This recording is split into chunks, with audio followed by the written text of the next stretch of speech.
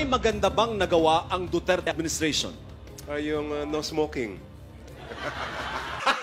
Gago!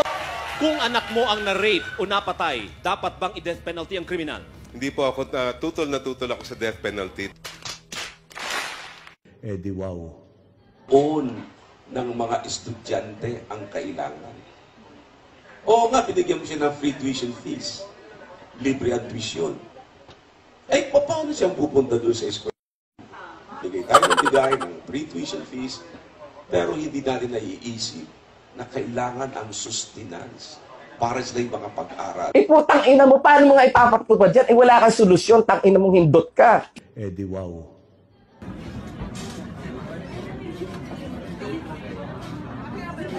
They ask you how you are, you just have to say that you're fine when you're not really fine. Dapat bang isailalim sa death penalty ang mga terorista? Dapat bang?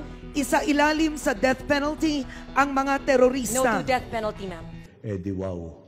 Tanang trade. Ang 4 pesos, ang estimate nila 10 kilos per week per Filipino family.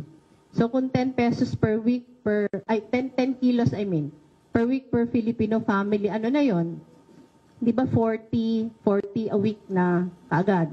Sa isang buwan, yung 40 times 4, di 1,600, bigas pa lang yun.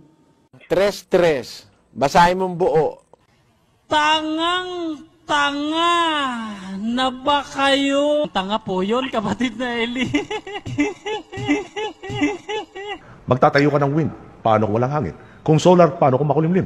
At pag hindi ho nangyari ito, nandiyan po si Secretary Abaya, na makakasiwa ng proyektong to, dalawa na kami magpapasagasa siguro sa tren. Pag nagbitaw ka ng salita, mahirap po madali, kailangan mangyari. There is nothing better than a good lie.